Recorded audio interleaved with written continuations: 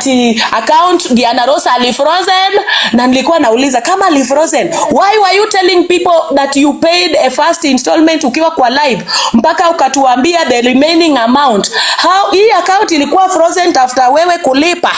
So I said you are not honest. Your land is not up to where you are pointing for people. Haikufika penye ulikuwa unaonyesha watu. And the last time you went there, tena ulikuwa na deck kwa nini? Ulikuwa na deck Adek anataka kuku the same land that you are selling. Adek ameweka nyanya, Adek anataka kuku nini kutoka kwa nyanya yangu, kutoka. And I heard you saying if sijui niseme nifanye nini, you reconsider your position. Lady J, I'm good without you.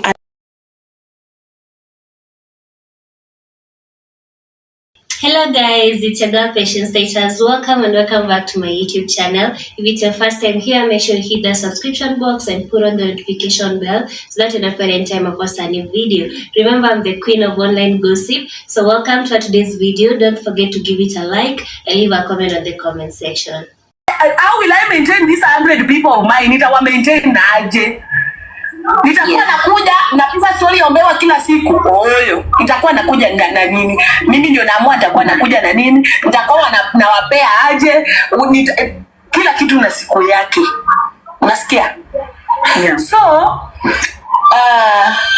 we did what we did.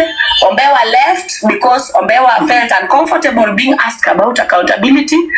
And in fact, I'm proud to say Ombewa blocked me. I didn't block Ombewa. Ombewa blocked me.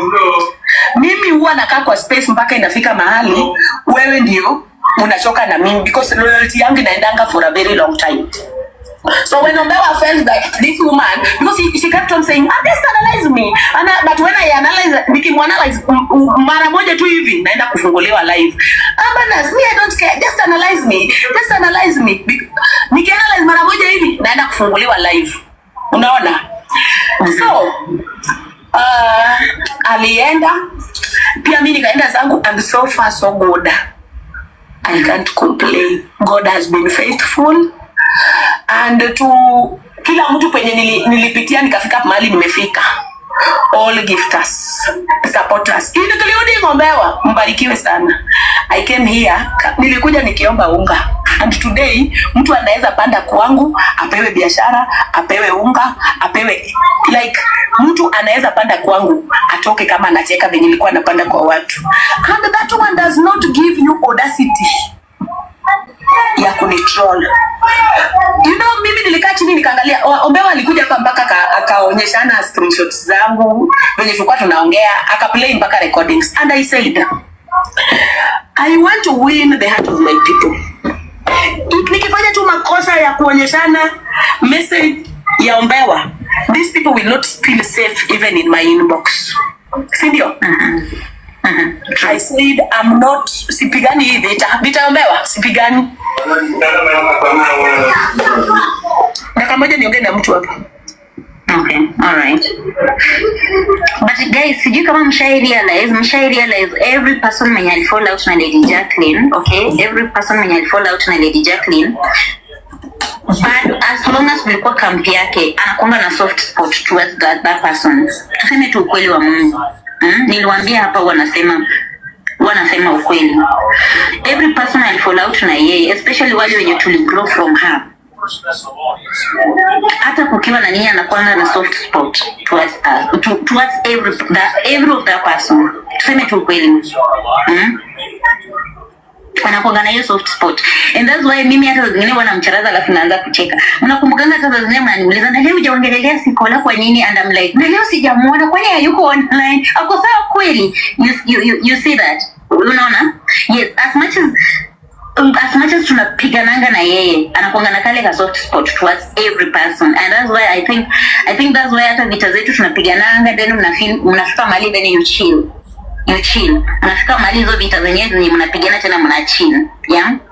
So kawaida kama mmetoka kwa nini mahali pamoja, mmekaa pamoja for long, unajua mna understand, mnaelewa huyu mwingine, anaelewa mwingine.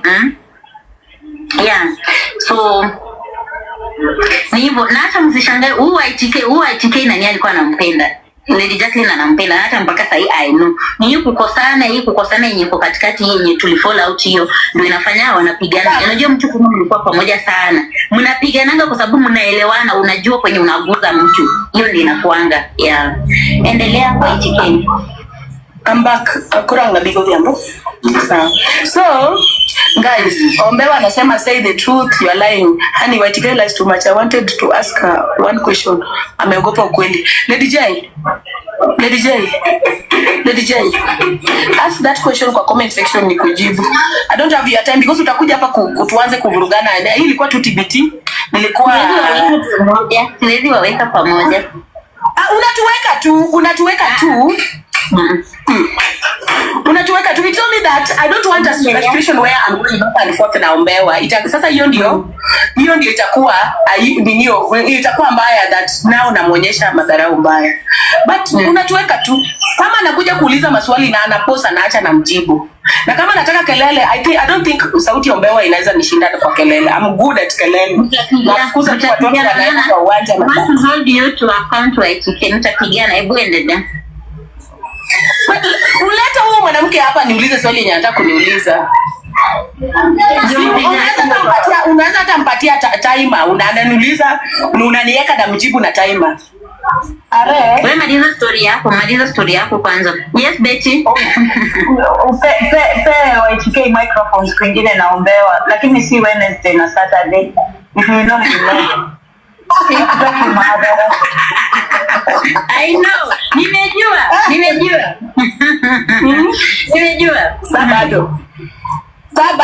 Sabado sahi. 3 questions no better. Lucky no better. Amesema promise no better. See the first question. Promise no arrest. Mpandishe tu. Wewe unafikiria mimi sijui? Nimekwambia, ona, we can agree on this. Unamweka kwa timer, unaweka timer. Hi Bani mambo. Unaniweka kwa timer na jibu. No. Lady Day mimi najua, I know. Najua. Ni kama tukupande, unaona hii ni kama kuwasha moto hapa sasa watu wa. Hivi ndio issue na Lady nanio, rising star. Sina issue na Lady. Labda kuna mtu amesimama hapa na Simba anataka kurushia sikoli. Na wewe ukaomboka unakata sikoli asipate ball. Wewe Musa unaniita baby koma. Mimi ni baby wako.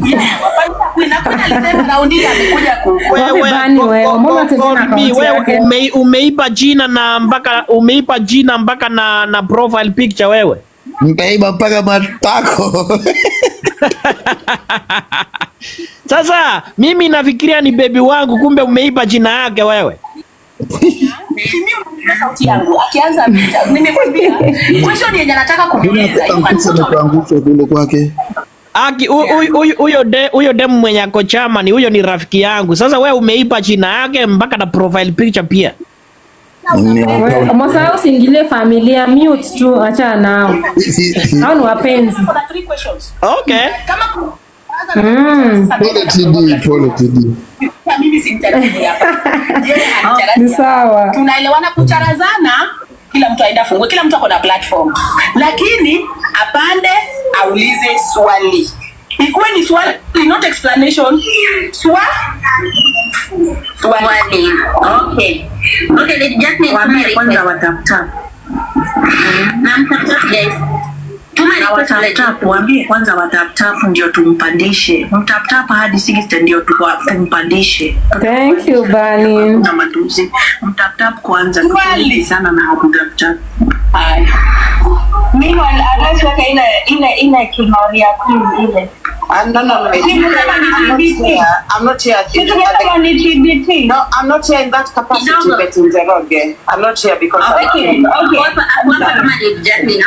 Lady Jacqueline, sawa. This woman has already called me. Thank you.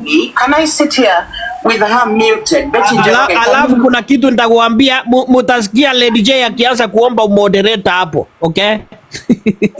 Sawa, hebu tusikize. Okay, so first of all, one by one. Blue Lagoon apparently will pay 50K with the level Yawa. Uliza swali.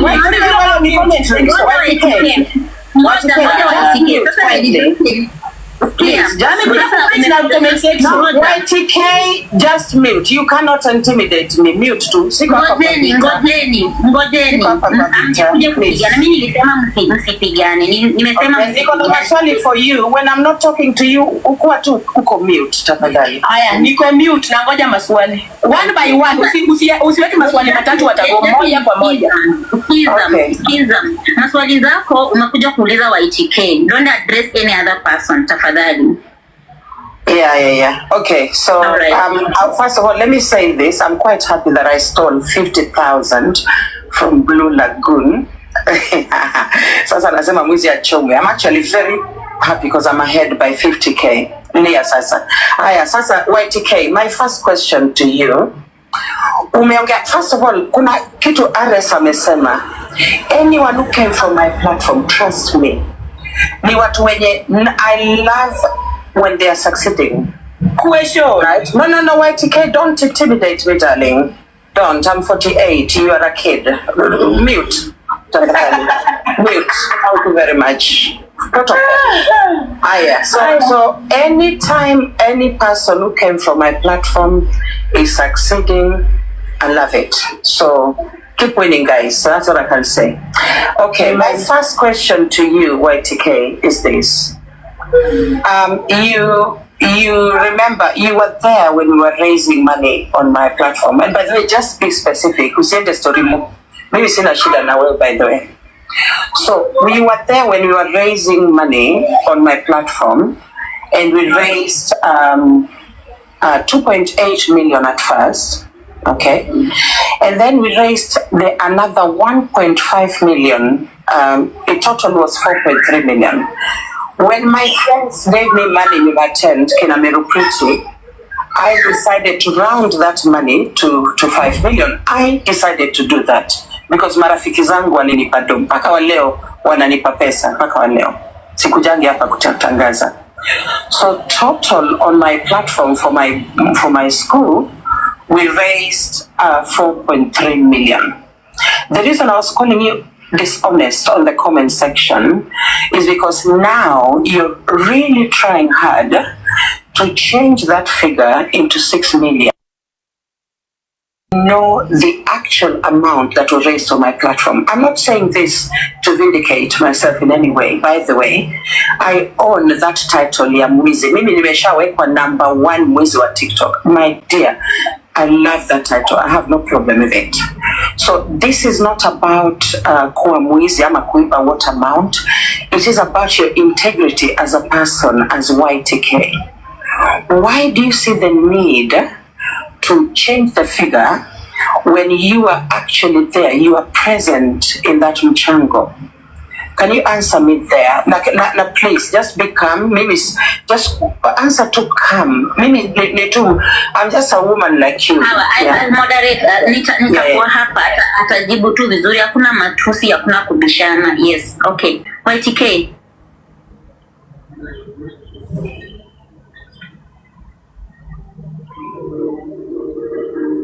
Abundance. But there YTK apparently natusiwa kwa comment section. I hope maybe sijaona because I'm not looking, but I've seen my people. Message wanasema tusiwa. So I don't know who's abusing me, but anyway. Moderators fanya kitu hapo chini kama kuna matusi. YTK upo? Alafu mtap hamtap. Alafu comment section. You guys, YTK amemute. Situziana nitakublock na kumatusi. Wanasema mama, we respect our guest. YTK. Kingocha Abundance unmute hapo kwa Lady J nayo aki Lady J yani anamwaga tu makamasi ovyo ovyo. Okay, she says this money will never leave you peacefully. No, it will never leave me because it came to me and it is already invested in my school projects.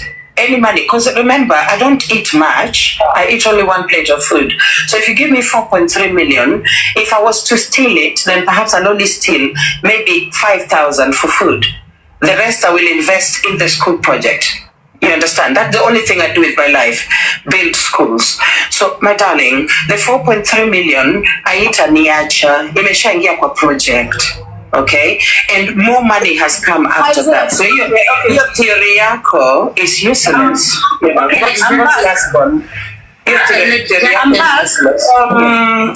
Nimeambia Zumas wangu wanaleta a recording of Lady J saying she collected 6 million from TikTokers to build an autistic school. Iyo Lady J enda kwa second as we work on the recording of you saying that. Yes, thank you very much. Make sure you have the dates for that as well. So make sure the most important is the amount, not the date. Yeah, sawa. Okay, because perhaps okay, let me go to the next question. My next question to you, YTK, umesema ya kwamba you don't, and by the way, again, I'm glad that we're having a conversation. Umesema ya kwamba you don't ulisema something, I don't remember the exact words, but it was around the fact that you don't unitusi ama unikosi heshima ama vitu kama hizo. I don't know whether that's true. If you can correct me. You said something like that, you know. But Abundance,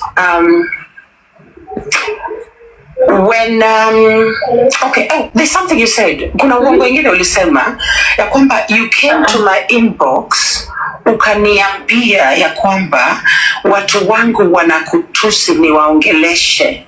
Unaelewa? Sasa nilikuwa nataka useme to your viewers ya kwamba hiyo ulikuwa unaongeza tu sukari kidogo to spice up the story, which is not bad. Res here can sometimes she analyzes and nasikia akiongeza sukari. I listen to her sometimes. And that is normal. So when did you ever come to my inbox and tell me my people were abusing you? YTK, chukua mic please.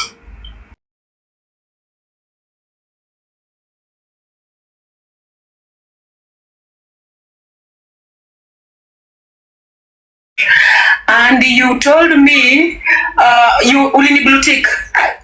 Guys, can I show the screenshots? You ulini blue tick nikakwambia I pray one God one day ufanye nini? Ulete tu even a 1 minute video ya kuapprove wrong. Because hata saa hii watu wako wananitusi. You didn't reply. Or if you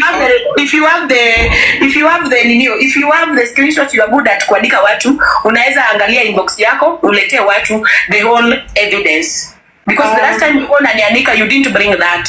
When I was asking for you for the videos, when I was asking for them, when I was telling you about these people trolling me. Okay, all right. So I've asked you about. Okay, so I want to go back to that question because but that's fine, no problem. Now, nilikuwa nasema uongo na screenshots uko nazo. Si relax. Hakuna mtu anapigana hapa. Relax. So Kenya, nilikuwa nimekuuliza ni ya kwamba nilikuwa nauliza kwamba umesema ulikuja kwangu ukiwa una complain ya kwamba watu wangu wanakutusi. Unaelewa, ni wastopishe. Unaelewa, na ndio nilikuwa nakwambia hiyo umeongeza sukari kidogo, right? And I don't mind you adding sugar. Nikasema very clearly ya kwamba hata TikTok is also from my platform, by the way.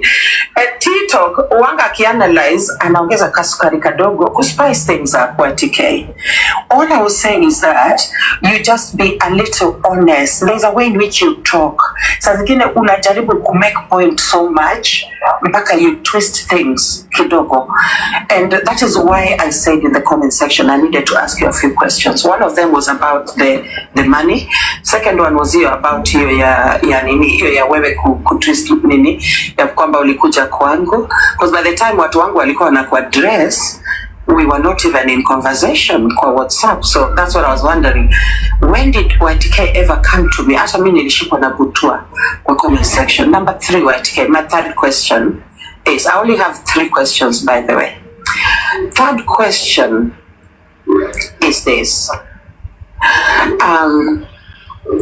Every time I have a calamity happening to me, every time something wrong is happening in my life, you celebrate. You rush on TikTok really quickly, and and announce it. Okay? Recently, something quite bad happened in our school. Okay, where our money was stuck in the bank account, the CBO bank account, because we had not, gotten it opened. And then, of course, the engineer, the company, the solar company that installed our inverter is a very expensive equipment. It's actually 180K. He came and he ripped the inverter off, and then he went with it. So we had no electricity for a few weeks. Well, the electricity is back, and we added even more solar panels. So right now it's very, very bright. But we did not have electricity for a few weeks. You understand? And you were the very first person to come here and announce it on TikTok. You literally went and looked for that man that used to work for me. Alafu announce. Is there any way in which you can literally move away from that place of anger? Unaelewa? So that when YTK niko karibu kumaliza, when YTK is discussing things, YTK discusses things as YTK, issues affecting YTK at this very moment, not coming from a place of anger, because I feel like you don't realize how much Yes. Is Katrina Queen team Abundance? Katrina amenitusi tu chiatha hapo saizi. Ni team Abundance. Lady J, I think you are bigger than this. Wachana na watu tuongee yawa. Sasa suspend the whole respond. Funga comments waridi. Aya twende Abundance nini respond. Funga comments watu waache kunitusi tafadhali. Hapana kikuthungu jogi. Tunafunga comments. No, YTK, it serves you when they are busy. It's okay. It's okay. Aya, so let me reply. Let me reply. Amesema, I said I respect her, but anaona disrespect because anytime kitu mbaya inamfanyikia nakuwa mtu wa kwanza kukuja kutangaza.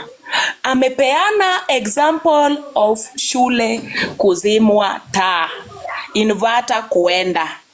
I'm going to naenda kuongea kwa length because all of her questions nimekuwa nikizijibu short. But this one allow me to take this mic niongee kwa muda. Lady J, ulifanya mchango ya taa waziwazi watu wakiona, haikuwa kitu ya kufichwa. I'm wondering why if I'm to talk about it I should not. Wakati ulifanya mchango ya taa ulisema pesa inatolewa mpaka ukaenda Nairobi, ukatuonyesha, ukapiga simu watu wakiwa kwa live, ukasema you've withdrawn the first money and you've deposited.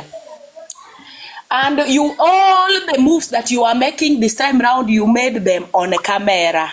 So siku ingine nilikuwa live, then a man from the same village came to my live, na mimi sikuwa najua nakuja kusema nini. Akakuja akasema Lady J alienda akachukua taya, lipa mdogo mdogo, hakulipa yote. Na as we are speaking, the school is in darkness. I don't live in Dewa, I don't live in Naya. Kwa wewe unasema tina kuchukia sijui na kuongelea Jai. How do you saying that I'm staying in Naya? You know where I'm staying. I don't live in Dewa, I don't live in Naya. So when this man came, tulishtuka because ulisema umelipa kila kitu. You even showed us a receipt of you umelipa, only for you to come back wakati sasa ulikuwa unafunika star kuzimwa kwa shule, unasema accounts zilikuwa frozen and you never paid. Lady J, you came with a receipt of everything that ilienda asijui 500 and something thousand, around 600. And when this man came and said that you never paid the whole amount, na sasa vitu zimebebwa zimerudi Nairobi, tulistuka. And as you all know, Lady J aliniambia analyze. I feel that one was hitting headlines. And as you all know, I discuss people for a living. Sana sana, if you are hitting headlines, I discussed it. You ukafungua live, you tried protecting everything. Ukisema ninio inaitwaje? Ati account Diana Rosa alifrozen, na nilikuwa nauliza kama alifrozen, why were you telling people that you paid a first installment ukiwa kwa live mpaka ukatuambia the remaining amount? How hii account ilikuwa frozen after wewe kulipa? So we analyzed just like any other platform. The bad part is the person who brought the information came to my platform. I don't go digging about people's information. Ikiletwa, I talk about it. If it doesn't have evidence, naiskuma inje. But before I asked for evidence, ulikuja ukatupatia evidence of your school being in darkness. Before hata niulize evidence kwa huyu kijana, tayari ulishakuja ukasema account kwa kweli imezimwa na account ilikuwa frozen. Lady J, I respect you just the same way I said. But when you are on the right side, I clap. When you are on the wrong side, I call you out. That is what I do in TikTok. That is my full-time job here. Hapo sawa, I think nimekujibu. Upande wa viti, the same man came to my platform. Akasema a lorry came na lorry ikakuja ikabeba viti. Sawa, hizo vitu zote. When you were unpacking these seats, you said hizo viti ulinunua sijui at how much, kitambo sana. When this lady was on your neck is when you said viti ulichukua kutoka kwa Lumsi. When they said lori ilikuja ikachukua hizo viti, I believe Lumsi took her viti back. As you all know, I analyze what is trending. You always call yourself celebrity. Anything to do with celebrity in this TikTok, I will talk about. In fact, I can talk about it even for 1 hour just to get some money guns, handouts, and at the end of the day, I call it a day. That is what I do for a living. No gag order, mama. I think nimekujibu. Okay, so Ares, may I take the mic? Is that okay? So basically, bado hujanijibu. Umeongea vizuri sana. By the way, I'm not refuting anything you've said because that is your version of the truth. You understand? But the question I asked you, umekuja hapa, and that's why I said you are dishonest kwa comment section, Abundance. I'm going back to that idea of you being a dishonest person. Okay. Now, you said hapa, when I was still listening, nilikuwa nasikiza tu. Umesema ya kwamba you do not do anything to hurt me. Something, you don't do anything, to harm me. I'm paraphrasing. I can't remember exactly how you said it. But my question to you was, why is it that every time there is something bad happening on my corner, you are rushing on TikTok to make the announcement? Why are you not moving from that place of bitterness? Shidako ni gani? Hiyo ndio nimeuliza, hujanijibu hapo. Acha nijibu. I do not do anything to harm you. Because for viti, I didn't give you viti zenye awezi lipa. It is not me who did something to harm you. As for the viti or the schools, I didn't send Shem to go and look for the evidence and bring them. But when Sam brought those things, akaziongelelea, mimi nilikuwa natafuta evidence and you brought the evidence yourself. How can your own viti that you went for harm you if I'm talking about them? 800,000 viti. I don't think that mimi ndio nilitafuta harm. Ni wewe ulitafuta harm kwa kuenda kwa vitu zenye uwezi lipa ili siku moja ikuaibishe. You call it harm. It is not harm upande wangu. I see you as Lady J mwenye alisika mkono yangu nikafika mpaka penye nimefika. But harming you, I cannot. Hata ukuje Kenya saa hii ugonge mlango yangu, I cannot. Lakini remember, uwezi kunigag that I cannot talk about something that is trending on TikTok.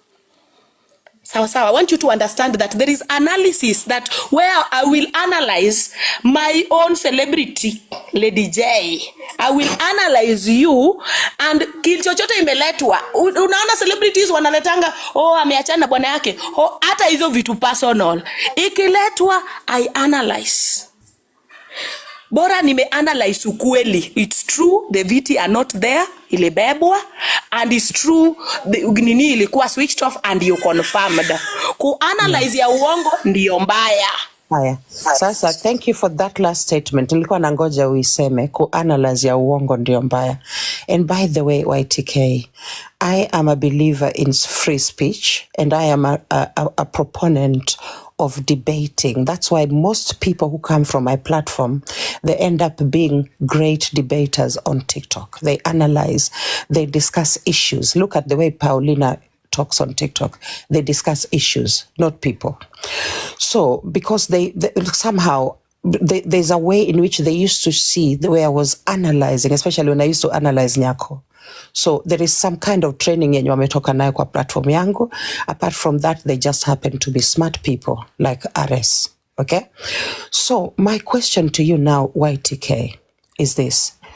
You have come on TikTok and you have stated, lies that came from that same person that I employed about my property in Thewa.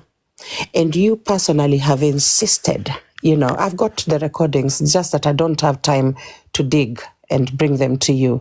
One day, perhaps when you are relaxed and you are away from that, because naona ni kama bado kuna mauchungu zako. Ukishatoka kwa hapo, one day maybe nitaleta recording moja nikucheze. So, you came here and you insisted, you RS, I'm sorry, not RS, YTK, you insisted, okay, that the land that I bought, the 80 acres by the National Park, right, does not exist. If anything, I was a land grabber. Ulikuwa una scream kwa live yako ukisema venye nilifanya land grabbing. Okay? And yet, I'm not talking about the story. So don't get into the story because you don't know it. Mimi ndio naijua. So anyway, but you can get into it if you like. I don't really mind. Umesema vitu mingi that were not even part of what I was asking you. So, ulikuja hapa ukasema ya kwamba Shem is a villager, is a parent in that school. Shem Ajay, he lives very far from me, around 40 minutes walk from my school. Haizi leta mtoto wake kwa shule yangu, hajawai. So, Shem has told us the only land that Lady J has is 15 acres. Uyu mwanamke ana chochote. And I love when you say that because it sends money my way, by the way. That is the trick. You've never quite known it. But my question to you is, do you see that as being dishonest as a person? My focus again is this idea of YTK. You are a dishonest person, okay? You move around. No, let me just say and finish. Mute tu nimalize. You move around this app and, presenting yourself as this person who speaks nothing but the truth.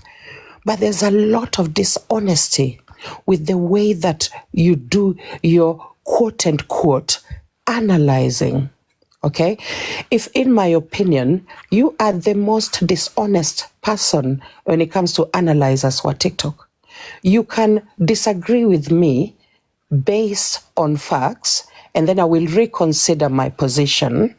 But as it stands right now, I do not see honesty in the way that you analyze people on this app. Okay?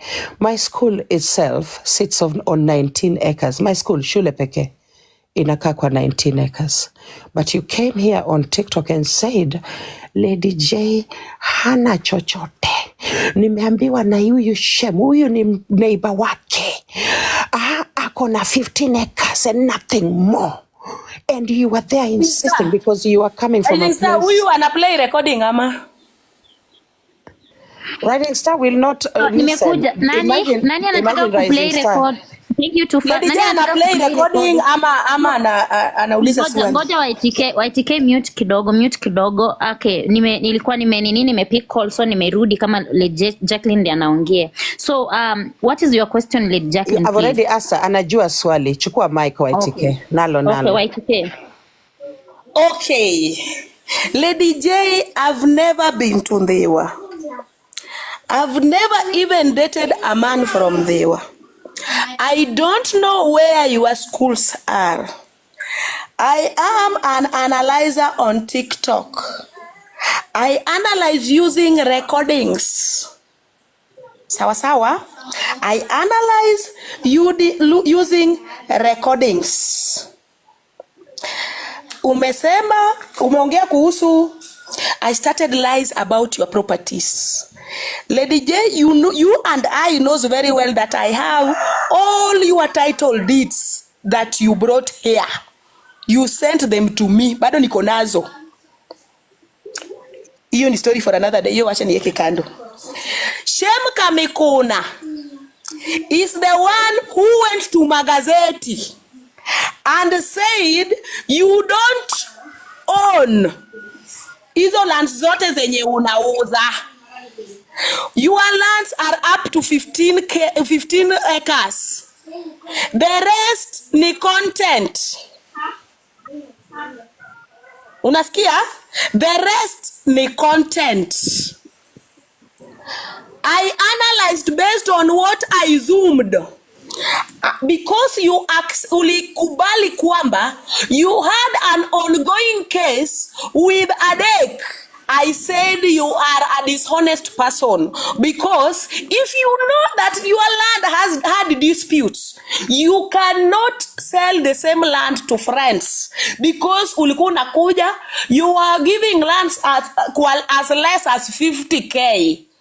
A land that has disputes aweze uza. Since ulikuwa unaiuza online kama nguo, niliona ni kama uko na dishonesty. Ulikataa haina case. Mpaka juzi tu, after taking money from these people, ndio ulikubali hiyo land iko na case. Wakati sasa ulienda ukakalia Adek kwa nyanya, anataka kukupiga, unaenda live ukilia. That is when you said, you know, tuko na kesi na nyinyi. Adek, you are talking there, ndio tukakumbuka, oh, akumbe leo amekubali kuna kesi. And yet you were selling lands when Shem came, you said Shem is lying, hauna kesi na hao watu. Haya, another thing. I have never said huna chochote. Ati ukilia, nani analia? I've never said huna chochote. I can't talk about your properties juu hata hii yangu haifiki 1 acre. I've never said huna chochote. Iyo ni uongo, bring the recording. I said you are not honest. Your land is not up to where you are pointing for people. Haikufika penye ulikuwa unaonyesha watu.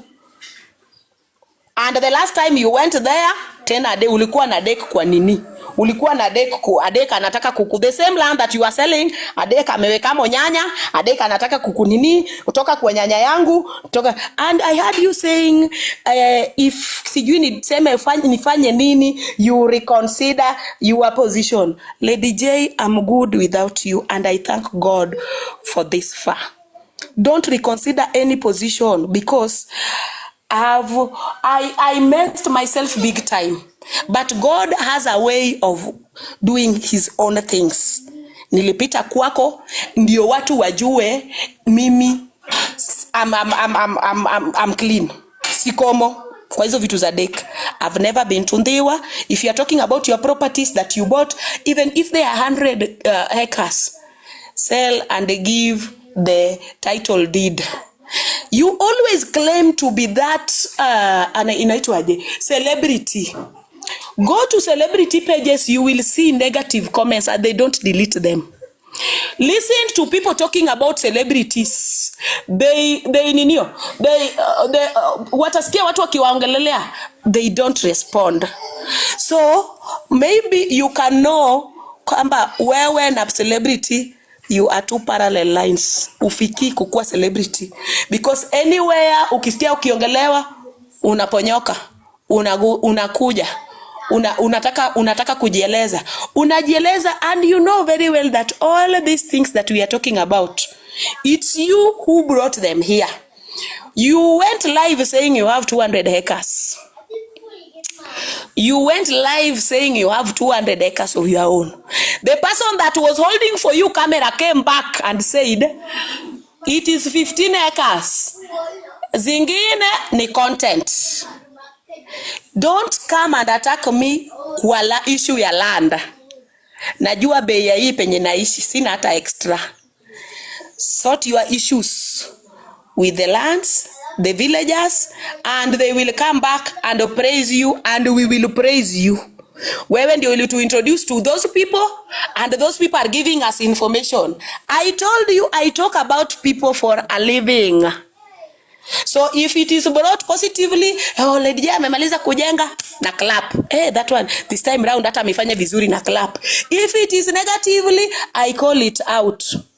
So celebrity, please let me do my job. This is what I do for a living. As you changa for a living, I also talk about people for a living. Thank you. Kama kuna swali lingine ulizia. Thank you so much. Just give me 1 minute, Toto. Just give me 1 minute. Sorry. So,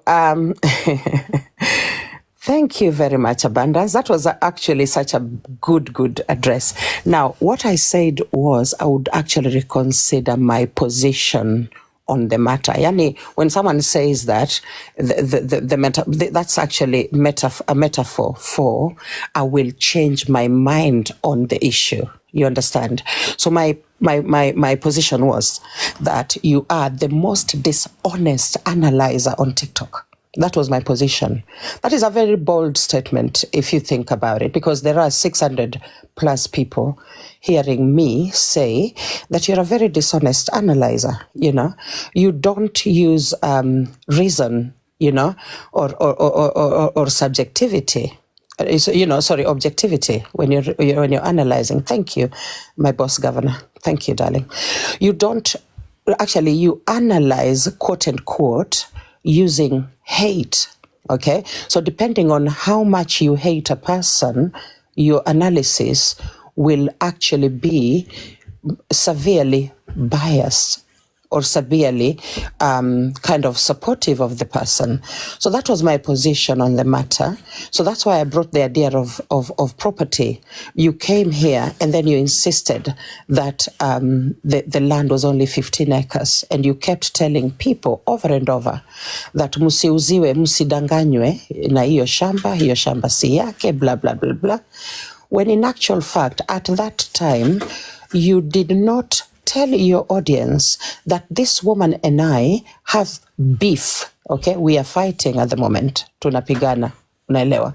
So hii argument yangu ni kwa sababu tuko na vita na yeye. Unanielewa? So hiyo ndio kitu nilikuwa na drive towards. It doesn't matter whether umesema uko na title deeds zangu. Hizo title deeds pia ulikuja hapa TikTok ukasema ni fake. Unaelewa? In fact, you've got the entire title deed ya hiyo shamba yenye Deka naishi. Shamba yangu yenye nilinunua na mzee mwenye shamba. And the reason nilikutumia hizo title deeds ni kwa sababu kulikuwa na mtu kwa platform yako alikuwa anasema I do not own that 80 acre side of my farm. Okay? And then I decided, let me send you some of the title deeds, maybe you can use them. Okay. Now, later on, you came back and you said the title deeds were from River Road. They were fake. Do you understand, YTK? That's why I'm saying you're a dishonest person. Okay. Now, it doesn't matter how many acres I have. Okay. At one point, I was actually over 200. So Shem will come here and he will tell you, I only have 15 acres. Okay. Personally, Lady J, I will come and I'll tell you, I own over 200 acres. You know, it doesn't matter where the truth is. The truth issue with you is still the same. With the truth, okay? You come on this platform and you use your subjectivity to give your opinion on people. Okay? That was my position. That is all I was talking about. Hizo story mingi sitaki kuingia. Nijibu kidogo tu Yeah, nijibu tafadhali. That's what I was saying. Nataka unijibu.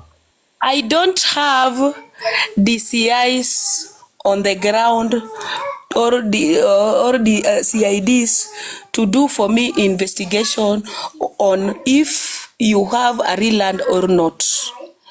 I will go with what is brought on my table. Chenye nimeletewa kwa meza ndio naenda nayo until you come and defend yourself. Unasikia? Ukikuja ujidefend ati, oh no, it is a lie, these are the nini, this is what is it, but kama mimi nimezoom mahali hii issue ya title deeds na hii issue ya ninio ya land yako haikuanza kwa platform yangu, ilianza magazetini. Nilizoom huko na nikasikia the same person that you've been working with, mwenye hata ile siku ukiwa amekubebea kamera ulikuwa unauliza maswali ya kijibu, ndiye amerudi hapa akasema kwamba the land that you own is 15 acres. Zingine ni maneno tu, ni content. That is what I go with. Ukikuja ujieleze, uonyeshe evidence, tunasema oh kumbe he was lying. I don't see na DCIs wa kuenda kuweka kwa ground. Waende wafanye nini? Waende wanifanyie investigation kuhusu Lady J. Sawa sawa. I might be as dishonest as you are saying. I might be that person who does not understand even your words. That is why I decided nikiwa hapo juu lazima nikuwe na watu wawili watatu. Nikimaliza napeana mic. What do you think about this? What do you think about this? I don't think that 6 people, 4 people, 5 people kwa guest can decide to lie against you. Wote from different tribes, from different counties, from different countries. Sawa sawa. So I might be dishonest, but nilikuwa pia na watu tulikuwa tuna analyze nayo. And in most occasions umekuwa ukiniongelea hata wewe unasema ati abundance, akikuja akisikia kitu yote kunihusu mbaya ana celebrate. How many times have you celebrated hata nikitusiwa hapa hapa TikTok? So many times, but I don't care. That is also what you do for a living. You come and celebrate, upate kidogo uende nayo nyumbani. Gimokeli emokela, kilicho kuleta hapa ndio kimenileta. Target ni we are fighting poverty. Pate yako mingi nipate yangu kidogo, tunaambia Mungu asante.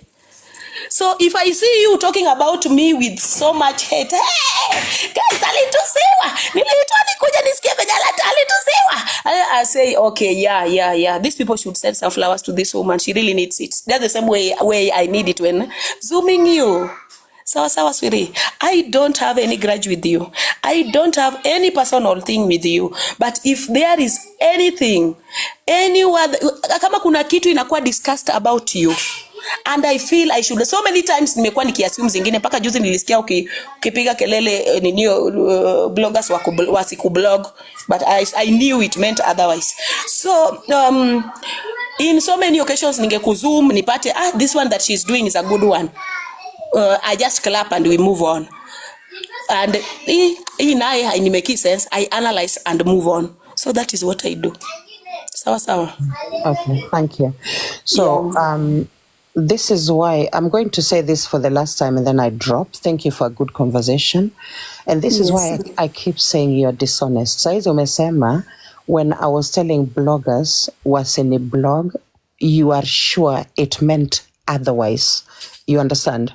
So you imagine that you actually know what I mean when I say stuff, when in actual fact, you don't know anything. You understand? So when I said on my platform that if I blocked you, you're a blogger, and I hit the block button, may I not find a video of my face on your platform? Okay? Wewe unasema kwamba it meant otherwise. Unaelewa, unajifanya unanijua. Wacha tuimalize, wacha tuimalize please. unajifanya unanijua kushinda jinsi ambavyo mimi najijua. You've not sat down and found out why would Lady J block a blogger. You understand? Because YTK, even before uanze interact hapa kwa TikTok, nilisha trend kitambo sana. Okay, I trended a long time ago. Okay, so I know how blogging works and the impact of blogging on, and of course you actually talked about, oh my God, wewe na celebrity ni parallel. That is your opinion. Okay, that is still somebody. As a person, you still have to define who you are. Okay, it's not somebody else to define that. Okay, so what I'm saying is this: when you are arguing your points, leave that room where perhaps you could be wrong. Don't be talking as though you knew people so much, because you don't know shit about people. There's a time you came on this app. I had just gone to Okari's hotel, and she just hosted me in one of her hotels. Okay, she's someone who's in hospitality. She does not just have one place. Okay, ulikuja hapa kwa live kwa TikTok. Mimi nilitumiwa recording just after I had come from Okari's. Ukiwa unasema venye umeambiwa, mtu amekuinbox kwa WhatsApp, hiyo hoteli si ya Okari, ni ya nini? YTK, you need to start practicing honesty. Okay? Wacha kuwa na roho mbaya na chuki. It won't help you, trust me. Okay? I know that you've benefited off TikTok, umegiftiwa, and you thank God, you can't complain, blah, blah, blah. But I just feel like if you were more of an honest person, you would actually give people the benefit of doubt. You know, you could actually give people space, you know, to tell their own stories as they please. Yeah. Imagine, let me tell you how dishonest you are. We mwenye umeshashika title deeds zangu. Do you know, you are the only person I've ever sent my title deeds to. Nobody here. Not even Chocolate City. Not even Ocampo. Ma, let the kitten out. Not even Ocampo, you know. But I took it upon myself to take pictures of my title deeds. I didn't even blur out the numbers. Unaona? Hata namba za hizo mashamba sikuzifunika. And yet you are still able to come on TikTok and say my title deeds were from River Road, YTK. Unaelewa? Do you see where I'm coming from? Hapo ndio nakuuliza na kuomba ya kwamba you really need to have you really need some kind of introspection, because the level of dishonesty is on another level. Nimemaliza. Rising Star, thank you for hosting me. I really appreciate it. I'm replying, and we Najibu, you know, you are asking questions even though it's like it's more or like a statement, but I'm replying alafu tunamalizia. I've actually finished my questions. So you talked about bloggers. Let me reply and we are done. About bloggers, it's only 2 bloggers that I block. Si nionge sasa, si ushamaliza, so mute nionge mama. Naomba tu. Okay, don't mind my background, guys. Watoto wamefunga shule. You and I know very well that when bloggers want to blog you, even if you block Rising Star, na shule yako we unajua bloggers hawablogingi watu na their real account. So usikuja hapa kutuambia ati I blocked bloggers, I knew what I was doing. Oyo blogger huwa ana blog na sudo. You can block Rising Star and she will still access your account. Our bloggers wanatembea na sudo. I said wewe na celebrity you are parallel line because sioni ukibehave like one. Wewe na we know how celebrities behave. You can go to a celebrity post and you will get negative comments. Utapata negative and positives. But sio rahisi upate celebrity akienda penye huyo mtu yuko live atikuja hapa unielezee what you said about me. That is now where I'm saying you are not a celebrity. You don't behave like one. Another thing, as for the hotel, the issue was between me and you, not Okari. I know that kuna kauchungu kidogo because Okari came to my platform and financed me publicly. Sasa unataka kumix. Please spare me. Acha siku yenye tutakutana na Okari, tutaongea Okari tutaongea na yeye, akikuja kwa live yangu aniulize, I will explain. Don't bring in people in this discussion. You sent your title deeds to me and unasema you really trusted me with your title deeds. You took your time, you took it upon yourself to send me your title deeds.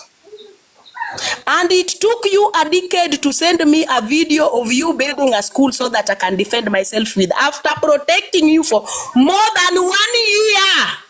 I'm done, guys. Bye. Have a blessed day. All right, so I will just kind of respond to that. Goodbye, YTK. Now, YTK, I know you're still here. You said bye. I'm sure you're still here. Now, you did not need to defend me anywhere. Mimi, everyone, Team Lady J used to be massive. It used to be very big. I had thousands of people until this witch. Sorry, I take that back. This woman came along and destroyed my entire camp. Okay? This woman right here, who you? So, wacha niseme hivi, okay, YTK, you don't have to defend yourself when someone tells you, oh my God, woman, yeah?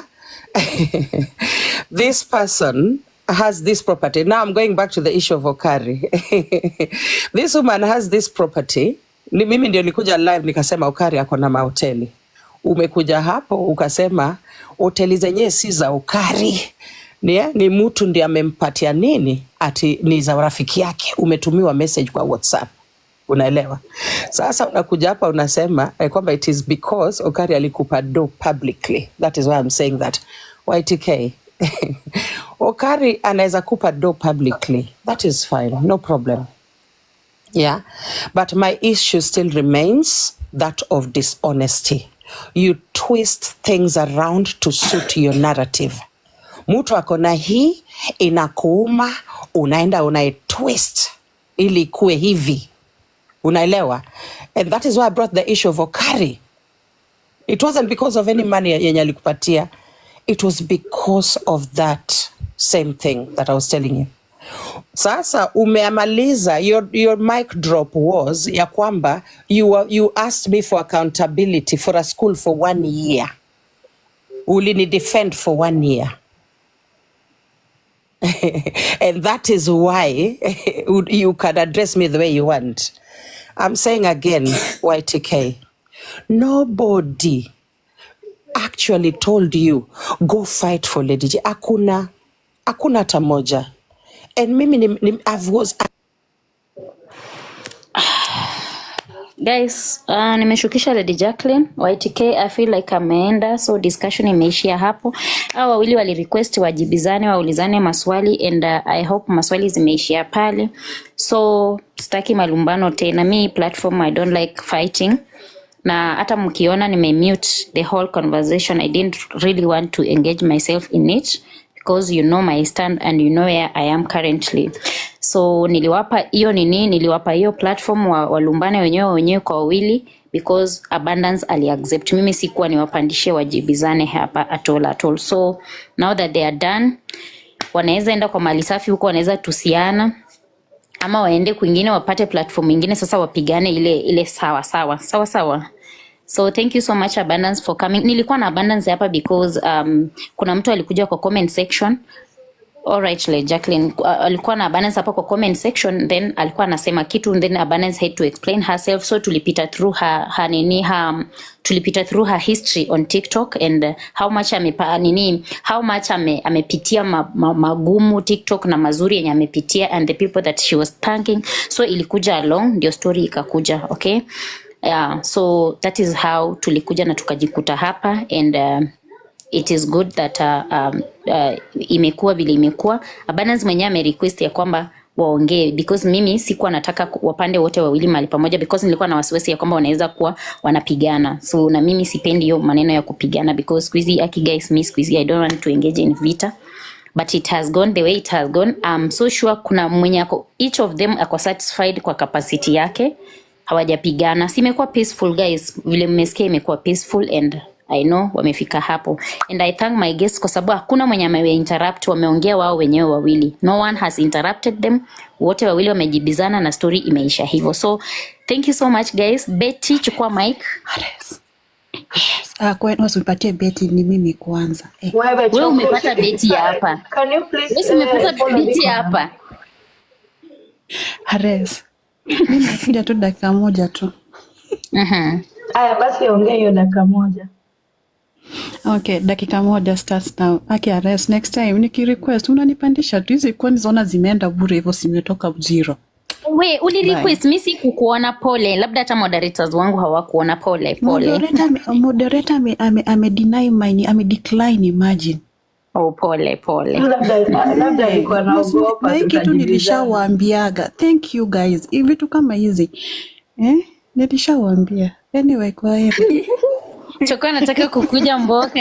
Hata yeye alikuwa akuje tu Mboka. Betty, hi. Ningeambia kitu nimefuliza nini yangu. Choko next time.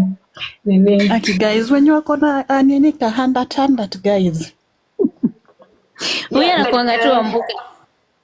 Curie wewe of all the people wanasema Curie wewe before nikupandishe platform yangu unalipia. Wewe unaenanga una gift watu wengine, unigiftingi hapa na unataka nikupee platform. So wewe you pay for this platform before I ask you.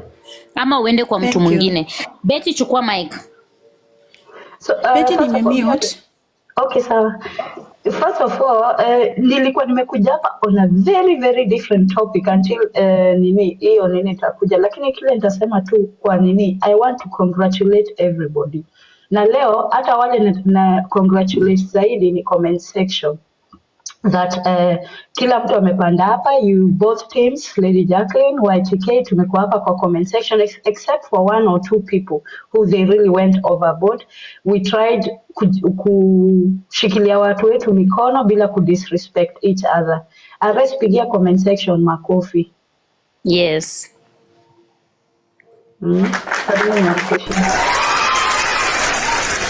That was so nice. That was so nice, and and that is why some of us kama mimi nilimanage kumute hapa, na kwa sababu hata like I always say, if I'm not in YTK, I'm not here outside to fight for anyone. Diana alituambia jana, kila mtu is responsible for their own fights hapa TikTok, so I cannot be here kwanza no, I'm not here on the capacity of YTK. Ile kitu nilikuwa nimekujia tu kidogo, ulisoma comment hapo awali kuhusu watu wa majuu. You remember when you were talking about watu wa majuu? Yes. Ares? Yeah. And then you read a comment where someone wrote, the first rule ya kukua majuu, never invite someone in your house, and she said she doesn't hapendi anything to do na wa Kenya ama watu wa kutoka kwao. Yeah. That was, I don't know if the person is still here, but that is talking for a very high level point of ignorance. Arrest, that is a misconception. If ukiwa huku majuu sisi kama wa Kenya, please avoid using such sentences. Mnajua vizuri sana sisi kama watu weusi, tukiwa huku kwa nchi geni, lazima tushikane mikono. Just because you've been involved with one or two people and they've let you down, don't put all of us in a basket. Na sisemi ati lazima ukaribishe kila mtu kwenyu, but working with that notion is very bad. I reach out to everyone living Maju. Please have a network. We have seen how many people mpaka wanaaga dunia huku, mpaka wanatafutiwa watu wanawajua. You find a Kenyan amepass huku, nobody knows that person, mpaka sasa inakuwa hard for us to stand for that person. We are forced to stand for that person kwa sababu tunaambiwa ni Mkenya, lakini unasikia ameishi huku 30 years, nobody knows that person.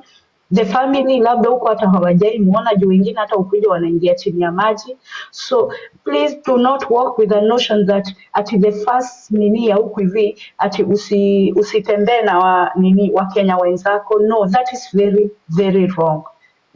Tunaogopana because Betty, what if that's her experience with the few Kenyans that she has met or maybe invited in her house?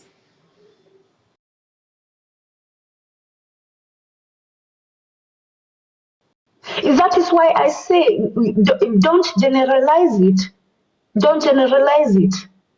Ile kitu yenye tunafaa kukua is mimi tunaomba, especially the last, I talk from where I live in the west side of Germany.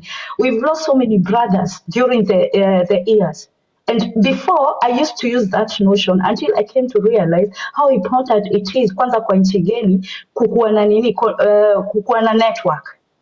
Unaona, kukuwa na network, kwa sababu seriously I just had a relative of mine, unaweza kaa hapa hivi unastukia kwenyu kumehappen kitu, sasa hiyo labda ndio mwezi imekugonga kando, bills imekugonga kando, you don't have a single coin, and just because of that network watu wanakushika mkono. Wacha nikwambie ukweli ya res, mnaweza ona kama sisi Ujerumani sisi ni mafietu, sisi huanikana, sisi utaka kudipotiana, lakini ukiangalia vile watu husimama na watu wengine huku, sometimes hata mtu maybe ameolewa na mzungu, unakuta Wakenya wameshikana wanapatia huyo bwana yake a good send off, mpaka Wajerumani wenyewe wanashtuka kwa sababu huyo mtu alikuwa na mtu wa watu, na si ati hajawahi kosana na watu. Of course hajawahi kosana na watu, lakini you learn to live that journey. Unakosana na huyu, you pick another one, unakosana na huyu, you pick another one. Ile tu kitu tunasemanga the golden rule ya Ujerumani ama kuishi hapa abroad, kwa pesa urafiki inaishi hapo, kwa pesa. Kukopanisha mapesa na nini na vitu kama hizo, hapo ndio urafiki uishia. Nini kama ni pombe, mwende mkakunywe kwa club, msikunywe kwa manyumba za watu. Vitu kama hizo, lakini si kusema ati usikue na network ya watu. I beg, if you're here new in Germany, please usisikize hiyo kama golden rule. Please find a network, no matter how small, find a network. Hiyo tu ndio nilikuwa nataka kusema. Ni vile tu sasa hii nini nimekuja hapo. I know labda ishakuwa out of nini, lakini nimeshikilia hiyo point mpaka saa hizi. Thank you so much for the platform. Tutaonana kesho. Sawa? All right, Betty. Thank you so much for coming. Betty mimi co-host. Okay, that's nice Betty. Nimefurahia. Choko nataka kugiftiwa. Hi Beryl. Ni Price anaongea. Oh, ni Price. Nimefikiria Beryl ndiye alikuwa nyuma yake. Yes. Beryl, wacha niseme kitu alafu nishuke. Price? Tunauza asali, please support our hustle. MDMJ support hustle yake ya asali na tumeenda.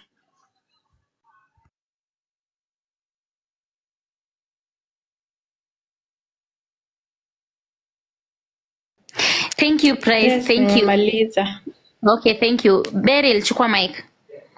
Huyu wa nini wa kuuza asali yake, eh? Yes. Yes. Ares, sasa nianze wapi saa hizi? Jamani, nimekaa. Matiti imechoka, kinembe imechoka, mgongo inauma. Lakini kitu tu nataka kushukuru leo. Comment section. Asante sana. Watu wanakuanga dunia yao, lakini bila ule alikuwa nakazana. Niko na chai ya YTK. Hangeandika hapo, jamani tungepata hii umbea yote. Hatungepata. Sasa comment section muendelee hivyo hivyo, msitusiane, lakini nimefurahi sana. Bwana, chai imekuwa mingi ya res. Nimekuwa na chai mingi. Sijui niwape ama niache tu. Let's commercial break. Commercial break, guys. Anything you have? So thank you so much for watching the video to the end. Remember to like, share, comment, and if you have not subscribed, please make sure you subscribe and put on the notification bell so that you know every time I post a new video. So guys, thank you. I'm gonna see you on my next video. Bye.